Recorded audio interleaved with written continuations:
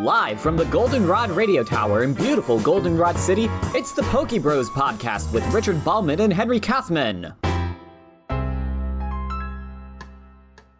Hello and welcome to the PokéBros show. My name is Henry Kathman and joining me is my good friend Richard Ballman. Richard, how in good Arceus's name are you doing?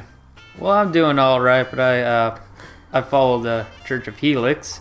Oh, I'm sorry. We at Goldenrod Radio, we respect all religious ideologies, whether you are a believer in Arceus or our Lord and Savior, Helix. I'm very sorry. I'll try to keep that in mind. I didn't know you were a practicing worshiper of Helix. Yeah, praise Helix. Praise Helix, So I was a little late coming in today. Yeah, you were. Kind of share with the rest of us what was keeping you. There was a wild golem on the road today, so that kind of threw everyone on a bit of a detour on my way to work. Really? Okay, what is it with you? Like 2 weeks ago, it was Aggron, and now you're facing golems. Like, your commute to work seems to be a bit dangerous. Well, it's through a mountainside, so... Oh, okay. That'd explain it. Yeah, that seems pretty dangerous. I mean, they got it out of the way. Yeah, right? Last I saw, they had him in one of those big nets with 2 helicopters bringing him back to his indigenous place of living. Okay, that's good. That's good. Did I ever tell you about my golem? No, you haven't. So for people who don't know, I hail from the Kanto region, but for a good portion of my life, I've spent my time in the Sinnoh region, hanging around Twin Leaf Town and Hearthrone City. Which, by the way, shout out to our main theme in the last 2 episodes, Home is Where the Love Disc is, a remix of Hearthrone City's theme on Overclocked Remix. We'll put that in the description. But back when I was in Sinnoh, I had this golem, and he was a really, really good Pokemon. I never named it, which is a little unusual for me. I tend to nickname all of my Pokemon, but he ended up being a pretty powerful Pokemon. Although, unfortunately, me being the inexperienced trainer I was stupid enough to load him up with all of the HMs. So instead of having him learn the Dig Earthquake combination, he was a Strength, Rock Smash, Cut, and Rock Climb. What an intimidating golem. Oh, luckily, after a little while battling with him, I kind of realized my mistake and took him to the move deleter immediately, because HMs, so glad those things are not a thing anymore. Yeah, let's hope it stays that way. Mm-hmm. You know how Nintendo is. Yeah. Before we begin today's episode, today is going to be a special 2-parter where we examine 2 episodes. The first one being Ash Catches a Pokemon, and the second being the Challenge of the Samurai. But before we get into all of that, quick little bit of house cleaning stuff. So for those of you who have listened and enjoyed this show, first off, thank you very much for listening. We hope you are enjoying this. Second, if you want to listen to these in different areas other than SoundCloud or YouTube, we now are live on both iTunes and Google Play, so any mobile users, if you simply go to the address of bit.ly/PokéBrosITunes and bit.ly/PokéBrosGoogle, it should take you both to our Google Play and iTunes page, where you can download the podcast, and if you enjoy this show on them, obligatory, give us a good review, 5 stars and all that stuff. We would greatly appreciate that. But hopefully this one's going to be a bit shorter because there's going to be a lot less introductions going on. So, let's just dive right into it. This first episode is called Ash Catches a Pokemon, originally airing on April 15th, 1997 and September 10th, 1998. Last we left Ash off, he and Misty were journeying into the Viridian Forest where they encountered a Caterpie. So let's see if Ash catches a Pokemon. I wonder, in an episode called Ash Catches a Pokemon, will he catch a Pokemon? What a curveball that would be though, right? Oh man, it would just be so unexpected. So without further ado, let's get into it.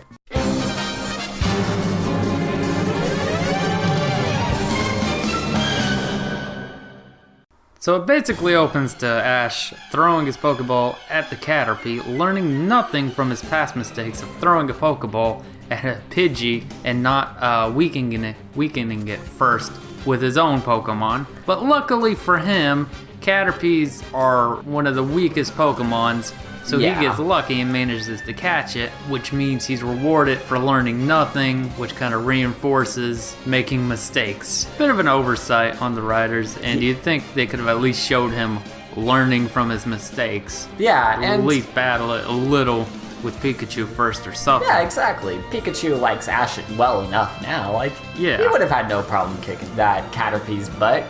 Yeah, but instead we get this disappointment.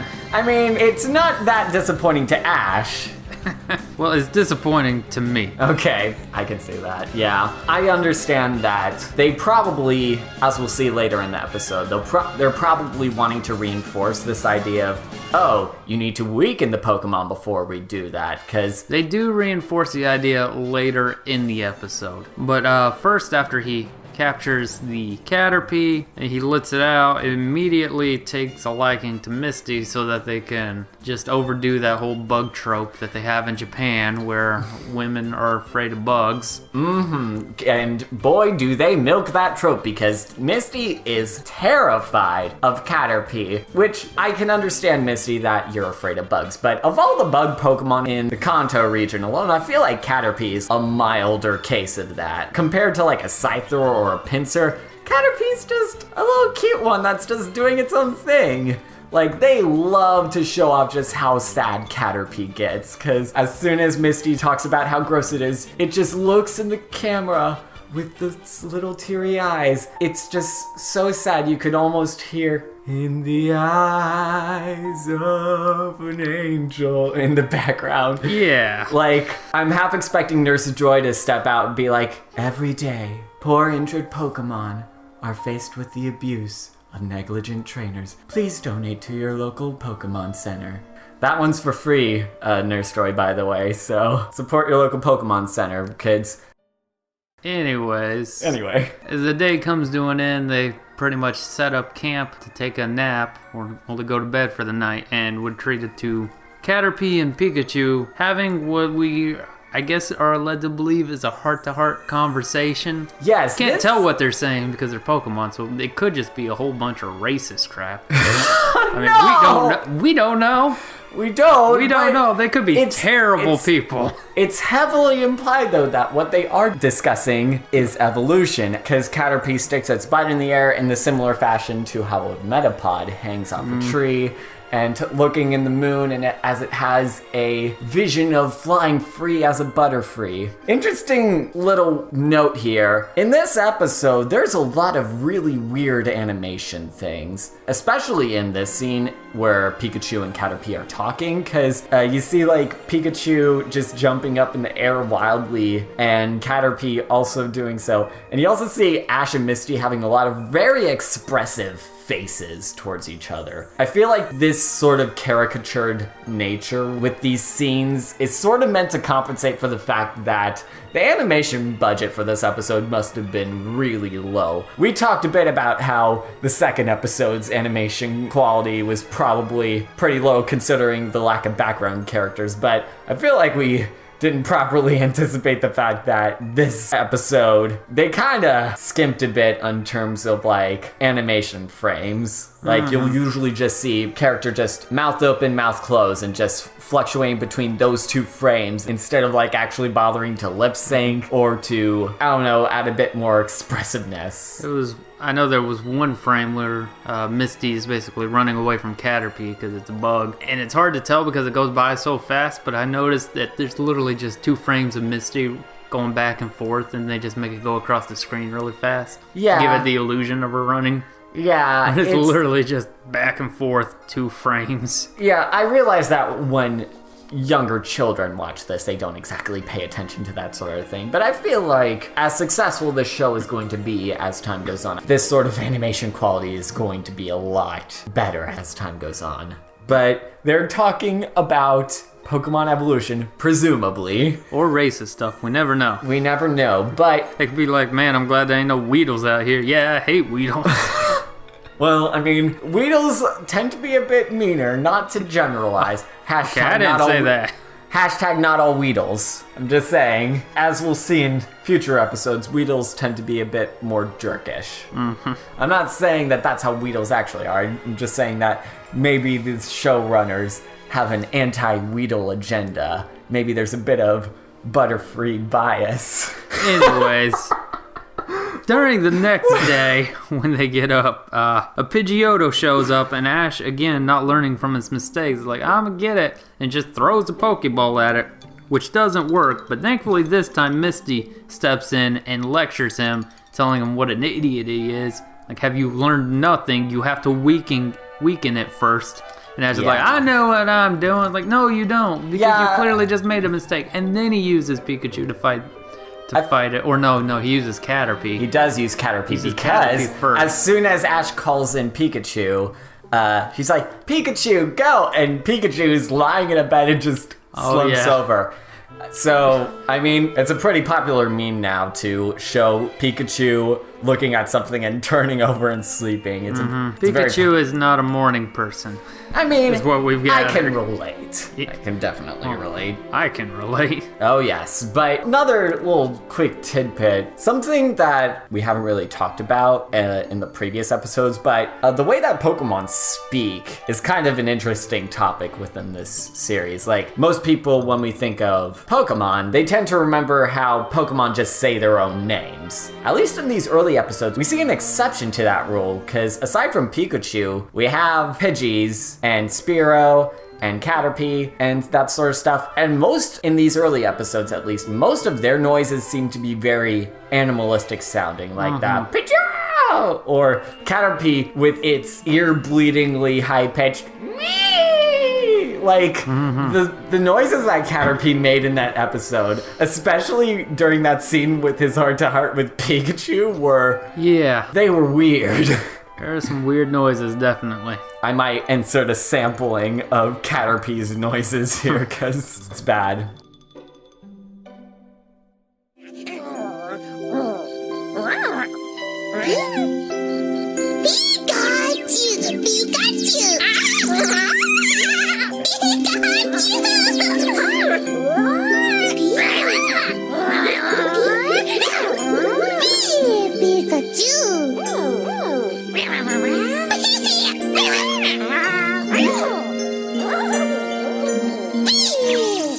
Anyways, the fight with Caterpie goes horribly wrong. So then Pikachu steps in and he manages to actually capture the Pidgeotto. Yes. Which is the first Pokemon I guess he captured competently and deserved to capture. Yeah, I suppose so. I don't like to insinuate that Ash doesn't deserve a Pokemon, because, like, when he caught Caterpie first, he was so excited, and the look on his face was, like, heartwarming. He didn't do shit.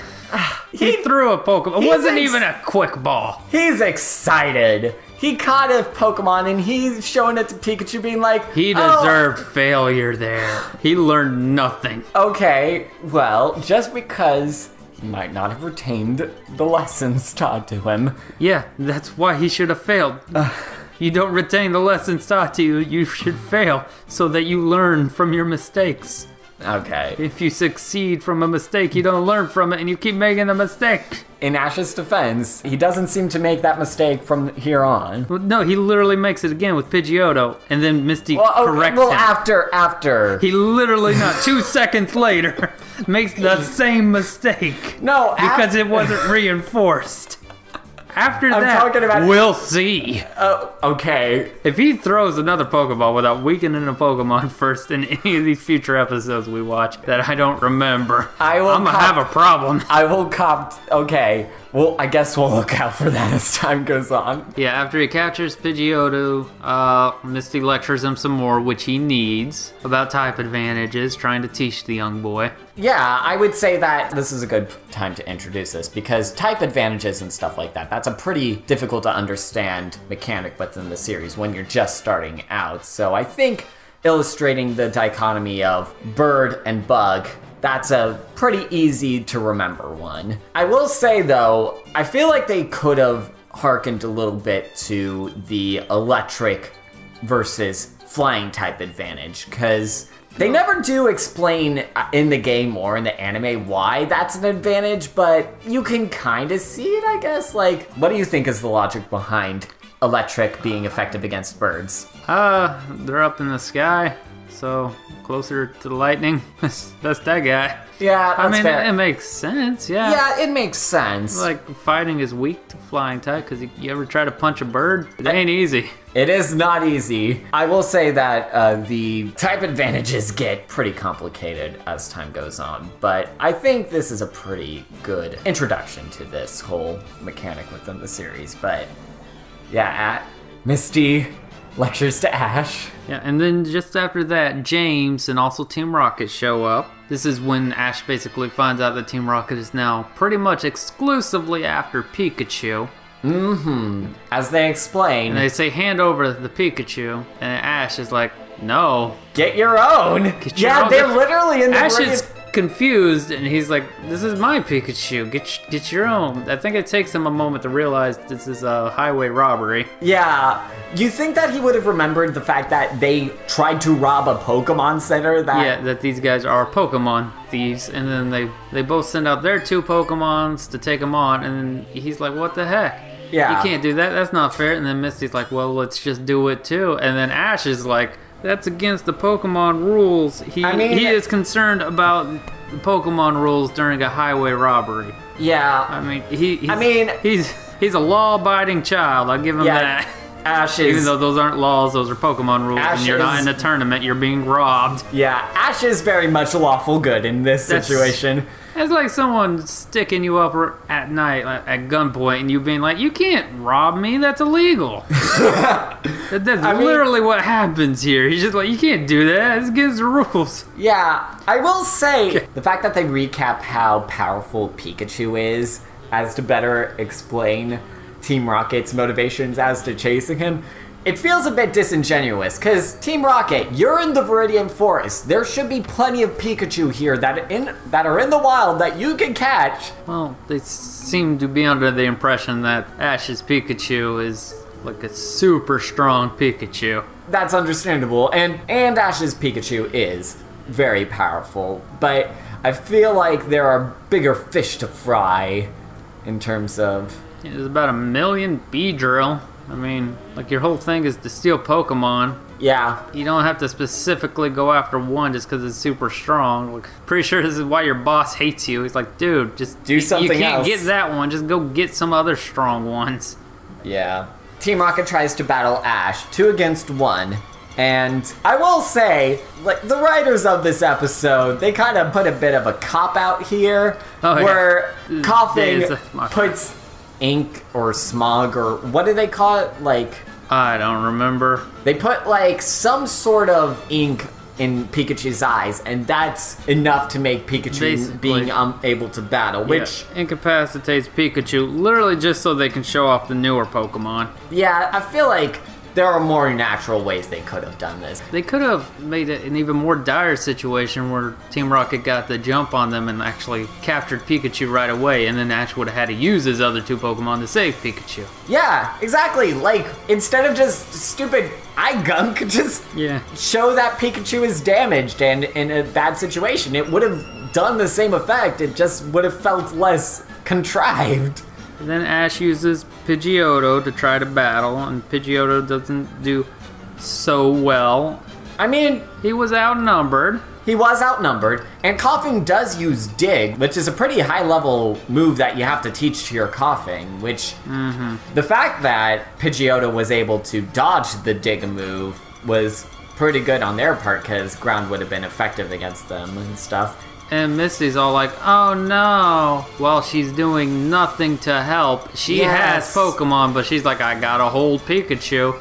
He's blind, apparently he can't just sit down somewhere or get in a Pokeball. Yeah, Misty, you have a Staryu, you have a Goldeen, you can do something. Serious. Like, it's against Pokemon regulation. But who gives a shit? You're being robbed right now. Yeah, but it isn't against Pokemon regulation when 2 trainers are battling at the same time, like alongside each other. If we're going by Pokemon regulation rules, before they instated double battling and triple battles and tag battles, it would have been perfectly standard within the Pokemon League regulations, at least before they instated double battling. But who cares? This isn't a regulated Pokemon battle. You're being robbed in a forest. Yeah, I realize this isn't... Throw out your Pokemon and fight. I mean, Ash does try to fight them. Yeah. Fist to fist. Yeah, so... Ash is just like, alright, well, Caterpie probably won't be able to help me, so I'm gonna just go fight him. But Ash is a small boy and they're adults, so they're just like, no. But they don't even say, like, you're a child, you can't fight us. Meowth is just like, silly kid. Only Pokemon can fight in Pokemon battles. I mean, no one's stopping it. I know. They didn't beat up a small child. You gotta give them that, I guess. That brings up an interesting point, because Team Rocket, even though they're the bad guys for these episodes, there is always that element where they have a bit of honor among them. They fight somewhat fair. I mean, 2-on-1, but still. I mean, that's gonna change as time goes on, because things will get a bit squirrely in terms of Team Rocket's plans to get Pikachu, but... Yeah. All hope seems lost as Ash is forced to get Caterpie out. And he sends Caterpie out, and Caterpie kicks ass. Yes. Caterpie's just like, what up now, bitches? String Shout is OP, apparently. I mean, even though that's not how String Shout works. No, it just decreases accuracy, right? Yeah, pretty sure that's all it does, but nope. In the anime, apparently it destroys everything. It covers them all.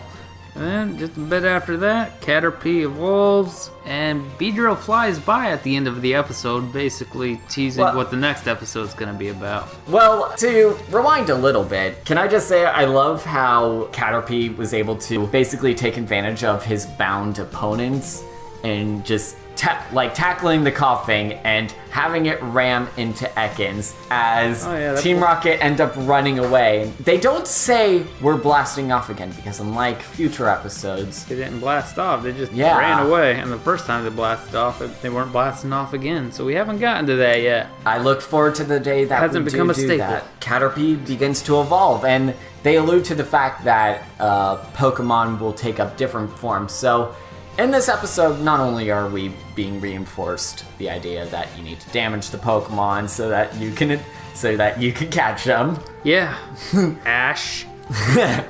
But they also talk about how they also introduce the concepts of type advantages, and they also introduce the concepts of evolution. So, like the previous episodes, these early adventures are going to be doing a lot of that sort of exposition. So, I think that's a pretty necessary thing to be adding, especially when we're talking about all of the mechanics of these games. But Ash and Misty set off as they journey deeper into the more dangerous areas of the Viridian Forest.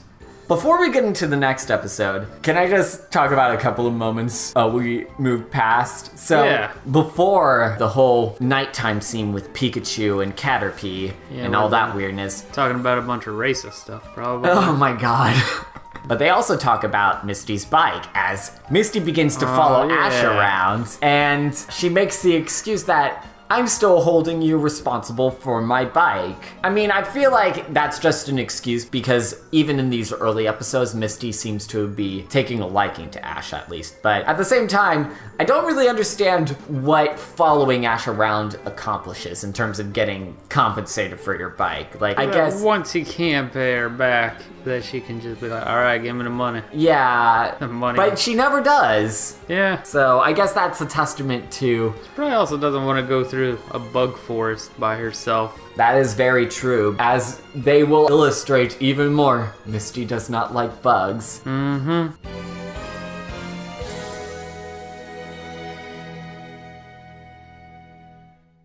So I feel like that's as good enough of a transition into Challenge of the Samurai. Originally aired in Japan on April 22nd, 1997, and in the US on September 11th, 1998. Again, with the US airing episodes one after the other.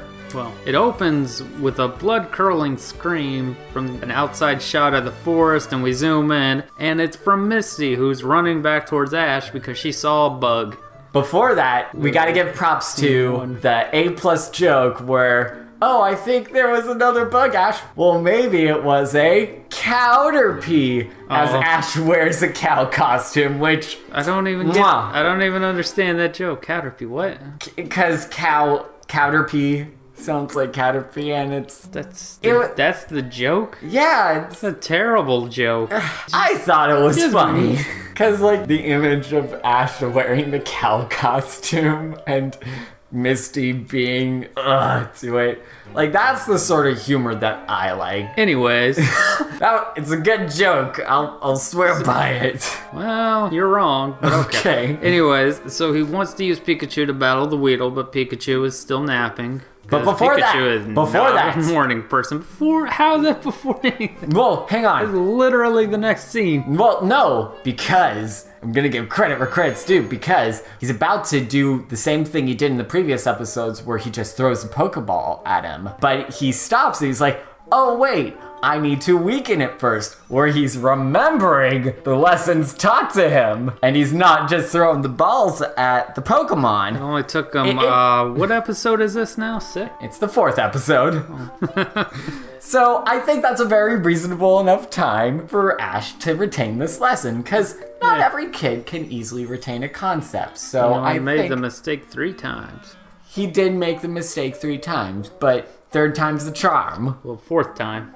I don't count that because he didn't very first make time. the actual attempt. He thought about it, but then he stopped. No. There was the Pidgey, right? And then Yeah. there was 2 in the last episode. Yeah. And then this would be his 4th time. Okay. 4th time's the charm. Well, I suppose it just falls on whether or not you would count this as an attempt, because I don't know. We're getting into that's semantics what the 3rd time here. the charm is. If you mess up twice and you're like 3rd time's the charm, and then you don't mess up. But he messed up 3 times, and this is the 4th time he's doing it. 4th time's the charm. Okay, If I was gonna be counting that time, then I would be calling this 5th time's the charm. I wouldn't even count Ash's attempt as a 4th. Okay, we're getting into semantics stuff. Well, so. you should, because that's exactly how that works. Okay then. But yes, Ash correctly says that he needs to weaken the Pokemon, so Pikachu once again doesn't help him out, so. Because he's not a morning person, I can relate. Anyways, so he uses Pidgeotto, but it doesn't really matter because it cuts off to a scene of Misty storming off, and then we see a man draw a freaking sword and jump out at her. Yes. And yell at her. Asking whether or not she knows about any Pallet Town Pokemon trainers. While holding a blade to her face. Yes, listen, kid, if you're trying to get a Pokemon battle with the kid from Pallet Town, what's the sword have to do with any of this? Yeah, stop pointing a dangerous weapon at people in a Yeah, forest, you don't- psychopath. So, this is the character known as Samurai. Sword douche. Oh, Yeah. samurai guy, I mean. Well, they literally name him Samurai, which is strange because they couldn't think of an actual name for this kid. Yeah, I Call got him one. Bugsy or something bug related because he's a bug Pokemon trainer. This is the titular samurai of Challenge of the Samurai. And interesting little Easter egg. Challenge of the Samurai is banned from being aired in Korea. Both of them. Both of them, yes. Because everything's banned from the north one. But the reason why it's banned in South Korea, according to Bulbapedia anyway, is because of cultural problems. That's their words, not mine. And for anyone who has a history of Korea, you might know that samurais aren't exactly the most beloved figures there, because back during the 1400s conquest of Korea, Japan invaded the country with the hopes of conquering it with their samurai army. And I can understand why Korea would probably not be too enthusiastic to portray a warrior that historically murdered thousands upon thousands of your own people. So I can understand why this episode would probably not be aired. But yeah, so Sword Douche attacks Misty asking if she's a Pallet Town trainer. And she's like, no, I'm not. It's like, all right, bye. And she's So- like, wait, oh, he's looking for Ash. And then it cuts back to Ash doing actually fairly well. Yes. Taking down the Weedle. Yeah. And right before he captures it, Sword Douche interrupts him and is like, hey, you from Pallet Town? And- he's like, I'm a little busy. Yeah, Ash tells him, hey, talk to me in a second. Like, just give him a minute. He's almost done. Weedle is like knocked out. He's like ready to throw his Pokeball. But because Extremely rude. Yeah, but because Sword Douche interrupts Ash, Weedle manages to escape. Yeah, it is. And that that pretty much has ramifications for the rest of the episode, and it is 100% Sword Douche's fault. And we want to make that extremely clear. Everything that happens later in this episode that goes wrong is pretty much all tracked back to this one action by Sword Douche, because he's a douche. Yes, so, Ash, in case you couldn't tell, we are not exactly a fan of this character. Like, imagine if that happened in the games. Yeah. Where you were trying to catch a Pokemon. and then an NPC just walked up and was like, hey, battle me. It's like excuse me. Oh god, I'm just imagining, like, what if you're, like, shiny hunting and you're, like, and you finally see that shiny Pokemon, and then Shorts Kid shows up and is like, I love shorts, they're comfortable and easy to wear. Don't even joke to me about shiny hunting. Oh, yes. My greatest nemesis. Yes. Try so hard. You try so hard. We might get into your shiny relationship some other time, but yes. Anyways, Ash is ballsy as fuck. You gotta give him that, because Sword Douche still has his sword. We're pointing right to his face. And Ash is like, dude, what the heck? You made him get away. This was your fault. Again. Well, there's a deadly weapon not 2 inches from his eyes. Again, what's the purpose of the sword? He just points it at him and is like, I am a samurai. This is extremely offensive.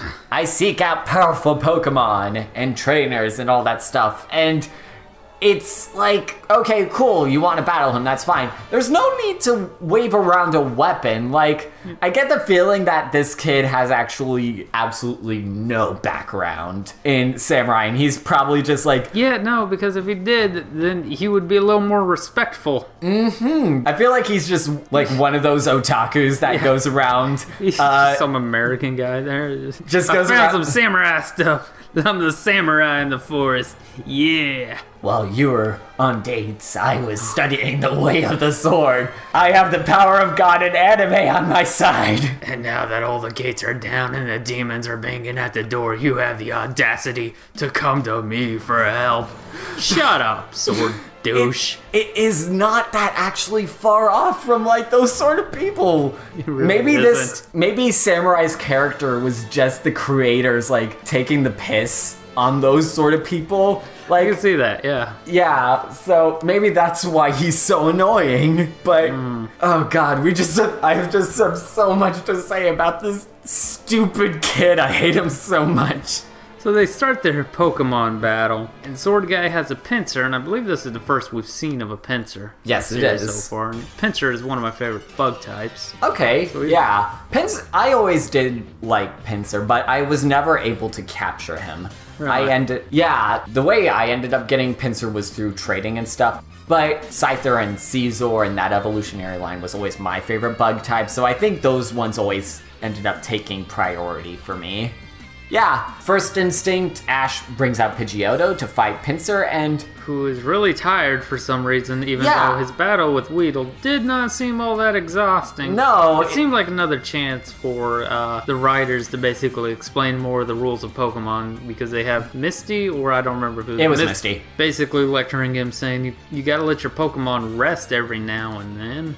Yep. You can't just keep using them again and again. But I mean, I feel like a battle with a Weedle wouldn't have been that big of a deal for a Pidgeotto. Yeah, especially since Pidgeotto has type advantage. On both of these Pokemon. Maybe that Weedle was jacked, son.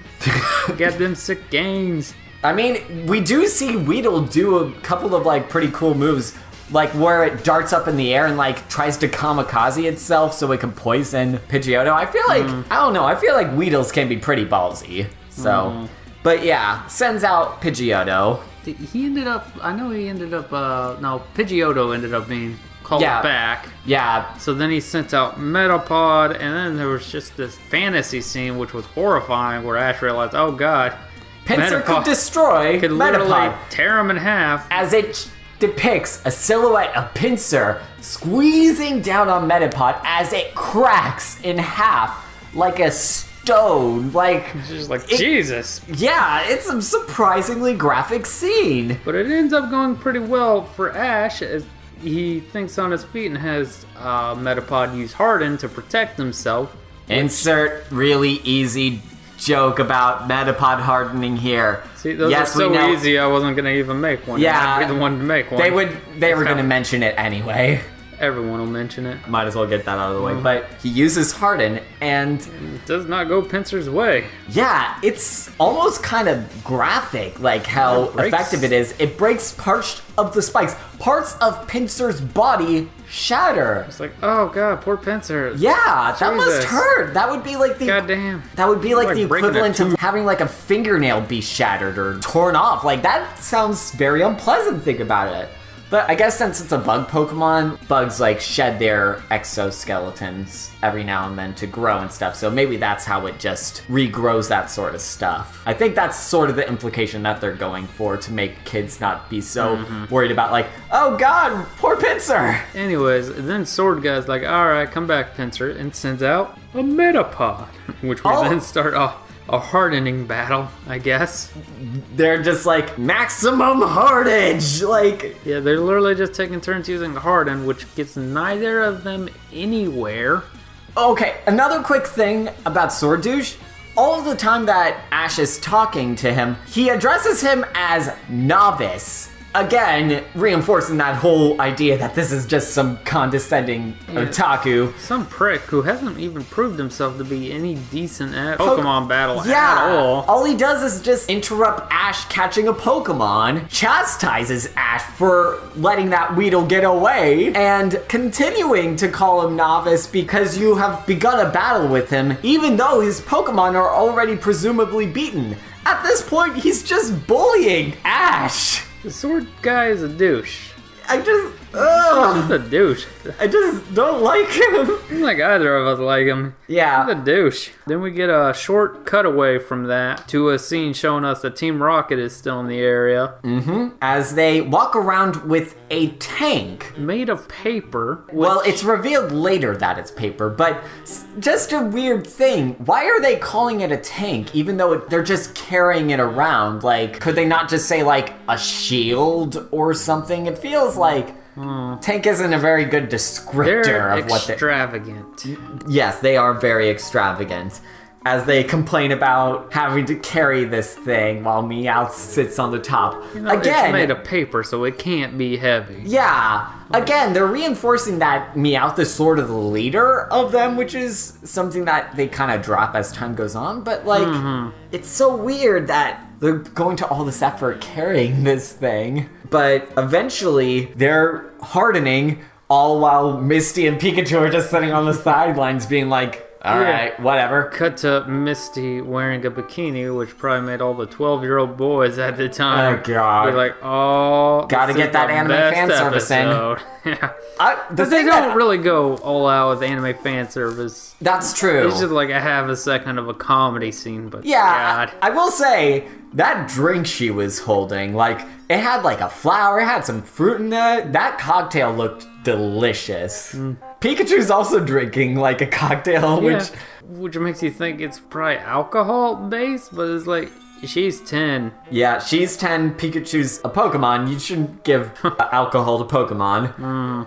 Expert advice here right now, don't give alcohol to your Pokemon trainers out. Well, don't give it to your Pokemon. Yeah. If you're a Pokemon trainer and of age, go hog wild.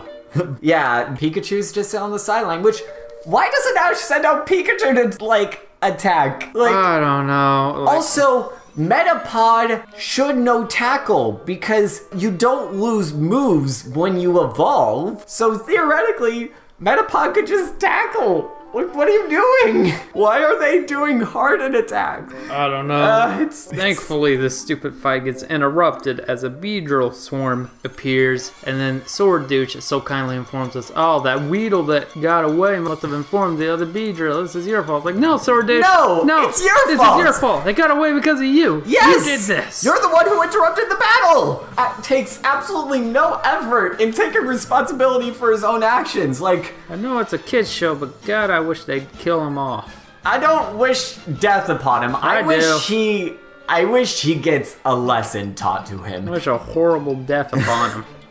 Yes, but they have to run away from this Beedrill. But before that happens, a Beedrill steals the Metapod. No. Which initially confused me, like, what use would the Beedrill have for the Metapod? I think they thought it was a Kakuna since they ended up taking it back to the Kakuna hive where they find him later. Yeah, that's what run away. That's what I ended up thinking as well, which they end up running towards as they're escaping. And yeah, Before they could get the Metapod, all the Kakunas start to evolve, and they gotta run again. Yep, and Sword Douche so helpfully points them towards his own cabin, which you couldn't have told him about that sooner. This is a life or death situation, but Yeah, he's just like, oh, there's my cabin. I guess since you guys are still alive, I have to let you in. yeah. So they run in, and the Beedrill, Pierce the wooden door, like, goddamn. yeah, that's pretty Things impressive. will kill a person. Oh yeah, I mean Beedrill can be pretty deadly. And Team Rocket has a paper tank to protect themselves from it. They just pierce through a thick wooden door. yeah, The paper tank ain't gonna do shit. No, they did not plan that far ahead. But while they are in the cabin, Sword Dude's a total douche. Yeah, He well- literally talks down to Ash like, this is all your fault, blah, blah, blah, blah, blah. well, during this talking down to, he alludes to the fact that he faced off against the 3 Pokemon trainers from Pallet Town, which I'll cop to the fact that last week I talked about how they never really explain who the other 2 Pokemon trainers from Pallet Town are. I stand corrected. They mention... They do? Yeah, because Ash says, oh, you faced Gary and the other 2 Pokemon trainers, and he says like, oh yes, But each we never one... meet the other 2. We never do meet the other 2, but they talk about how they were such formidable Pokemon trainers and how they so easily defeated him in battle and stuff, and how he was trying so hard to best himself so that he could be a good trainer the next time he faces the trainer from Pallet, which sort of implies that Pallet Town is renowned for having good trainers and stuff He like talks down to Ash as if he wasn't, like, up to the task, even though, dude, He was- Sword Douche, you didn't win. that. Yeah, if they weren't interrupted by the Beedrill, I'm very Probably would have won. Yeah, he probably would have. We only see those 2 Pokemon. Ash still had Pikachu left. Yeah, he probably would have just sent Pikachu out being like, Kicked your ass. exactly, like, what were you hoping to accomplish? Ah! God, I hate him. We are getting so worked up about this kid. Well, he's a prick. He's such a prick. But they end up spending the night there, and eventually, Ash takes some initiative as he sneaks off to get Metapod back himself. And I gotta say, props to Ash. I think he made the wise decision of going off alone. A, to not attract as much attention, and B, to make sure everyone else is safe. So, stand-up guy. Pikachu's not at risk of being kidnapped or anything. Which works in his favor because Team Rocket does show up and Team Rocket does their thing. Yep, they which show wakes up all the Beedrill. They show off the Team Rocket motto as Ash is like, hey, Shut up, idiots. Shut up. Pikachu's not even here. Shut up. yeah. And they're just like, no, we gotta do our thing. I mean, I get the feeling that one of the reasons Team Rocket decided to do this thing in the first place is because they love that motto. I mean, it's a great motto. It is a great motto, and part of the reason why it's so great is that every time it comes up, they just go full camp and they just go so hard on this motto. Like, it's such a joy to see him be so enthusiastic about it. But Team Rocket, Pikachu always is traveling outside of its Pokeball with Ash. And you don't see Pikachu. Yeah! So he doesn't have Pikachu. So- Put 2 and 2 together. Was your plan to take him hostage in exchange for Pikachu? I'm thinking they don't have the knowledge that Pikachu doesn't like being in a Pokeball, so they probably just assume that he happened to be out of the Pokeball every time they've seen him so far. Yeah, so that at makes this point, sense. this early on, it's excusable. It's But they're excusable. still kind of idiots because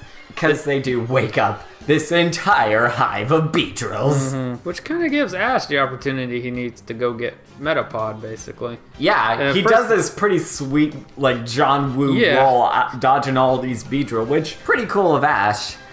And Team Rocket's like, good thing we got our paper tank. Oh wait, we made it out of paper. all the Weedle are eating it. Yeah, so they have to run away. Yeah, And which... then Ash goes to get Metapod. At first, Metapod doesn't want to go with them. I guess he thinks Ash abandoned him, and then Ash gets all down on himself, even though, and I cannot stress this enough, this is all Sword Douche's fault. Yes. Ash did nothing wrong this episode. I Yeah, will give him that. This Yeah. episode, he did good. This is all Sword Douche's fault. He caused all these problems. yeah. Well, I think this is illustrative of another really interesting character trait found within Ash. Throughout the series, even when Ash succeeds or fails, he is usually really hard on himself.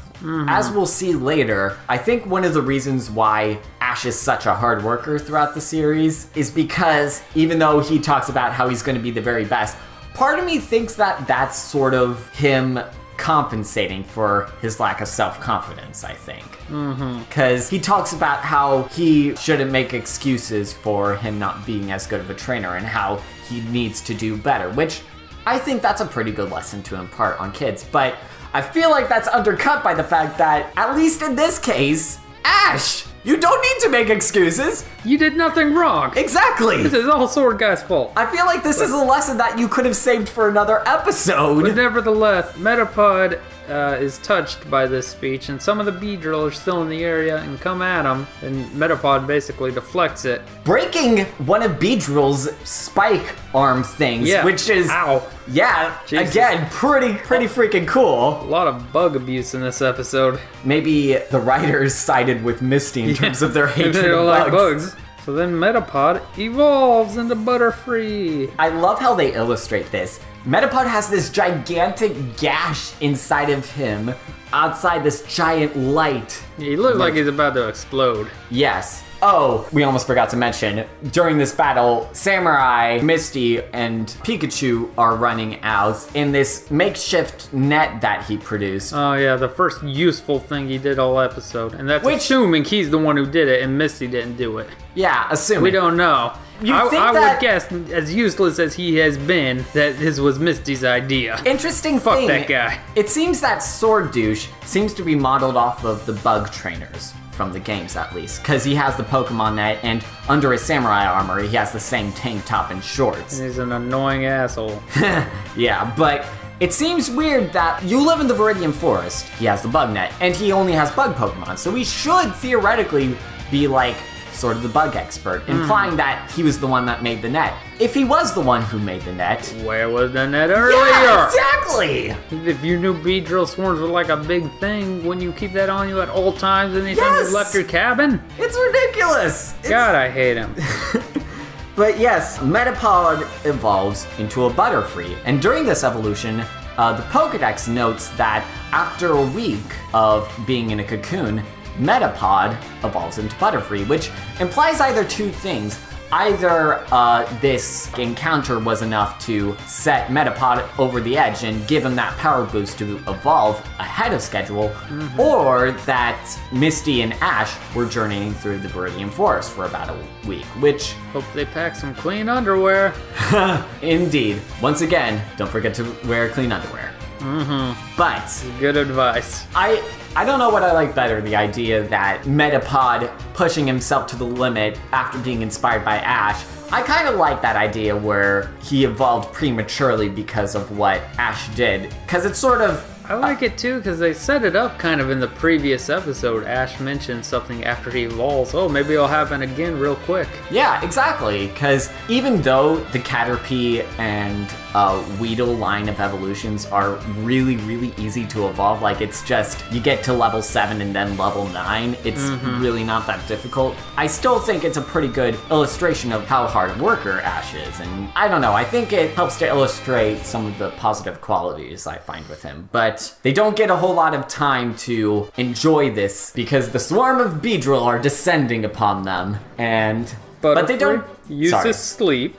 Butterfree uses sleep powder, putting them all to sleep, alongside Team Rocket, who are still there? Yeah, I mean, I guess they didn't make it too far. Yeah, but after the battle is over, Samurai is all like, "Oh, you are most impressive. Truly, I am the novice." And it's like... No shit. Yeah, should have copped to that pretty soon. Oh, you handled your Butterfree so well the second he evolved. He used one move. Go fuck yourself, Samurai guy. Stop trying to act like you're all impressed by him now and deeming him worthy. Nobody likes you. Yeah, I think it's very emblematic of the fact that we never see this bug trainer again because... Good, I hope he died. It's an asshole.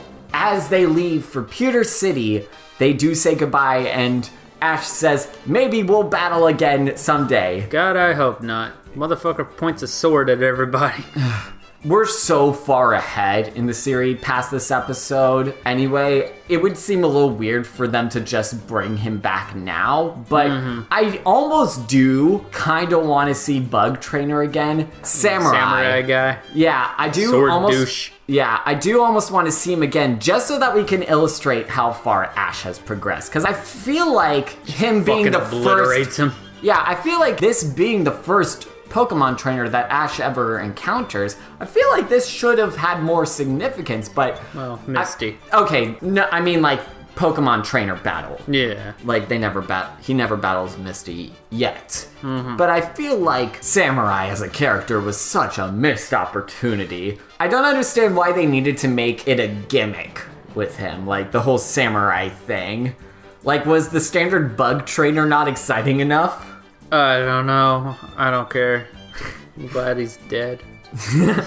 Alright, well He's dead in my mind. That's canon now. Well, Bug Trainer does make one more appearance in the second theme song, Pokemon World, as illustrated during the Pokemon Orange Island seasons. We do see Bug Trainer in the background illustrating all the various trainers Ash has faced in the past. Which, it's so weird that they commemorate him that way because he doesn't have that much of a significance even in this episode. Even in the one episode that he appears in, he's just this arbitrary source of conflict. Goodness. He's a douche. Yeah. I don't like him. But before That's the episode ends, established. we do cut back to Team Rocket. Yeah, we cut back to Team Rocket, and they're hanging from trees. Looks like they made makeshift little Kakuna disguises out of their paper tank. And they're hiding out with the Kakuna, because I guess they didn't get a chance to make it away. I guess, but what's their end goal here? To not die, I'm guessing. I suppose so, but it doesn't seem very good long term because even Meowth and James say, this is a terrible plan because you're just... No, it's a terrible plan. And then they all the bug Pokemon around them wake up, and it probably didn't go so well for them there. No, it does not.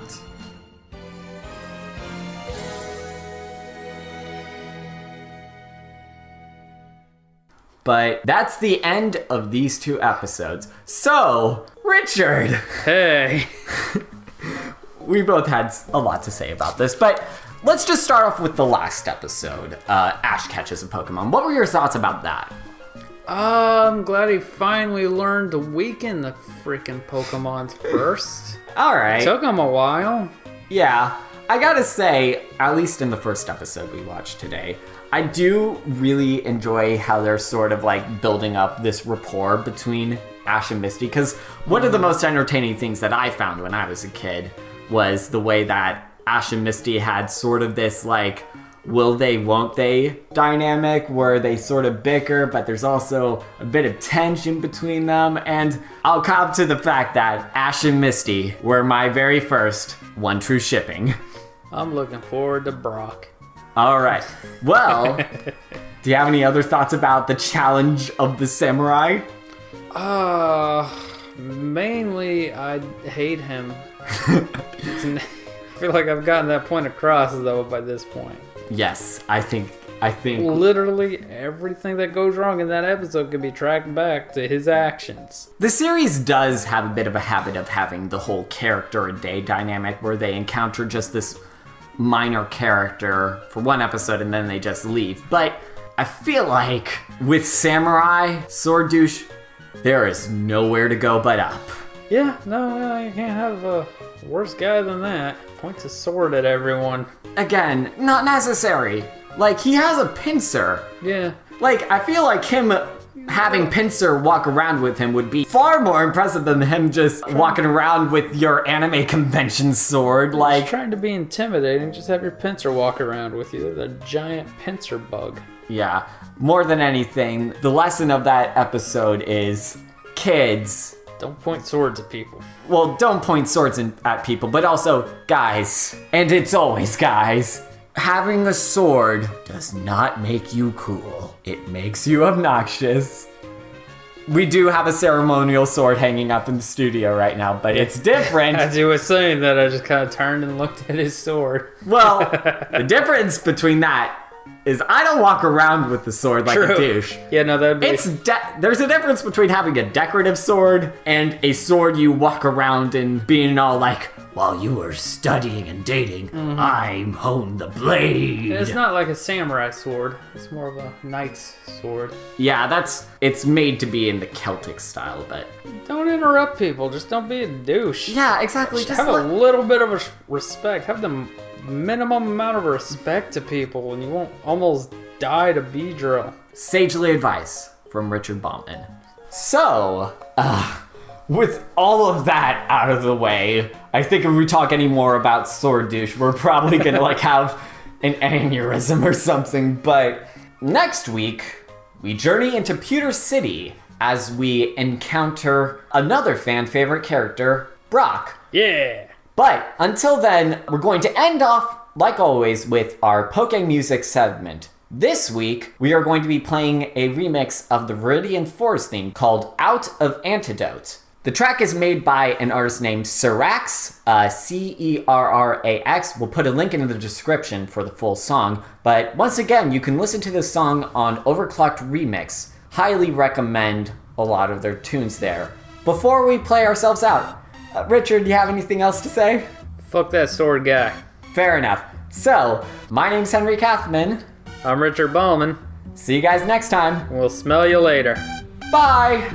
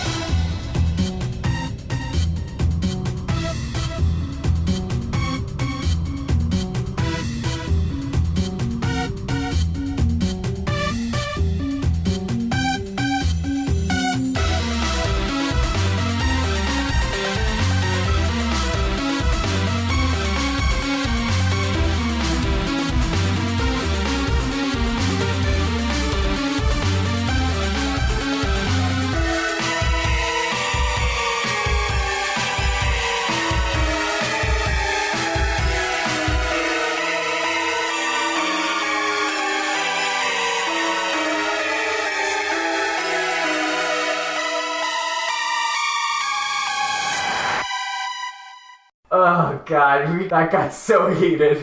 God, I hate that sword guy. I hate him so much.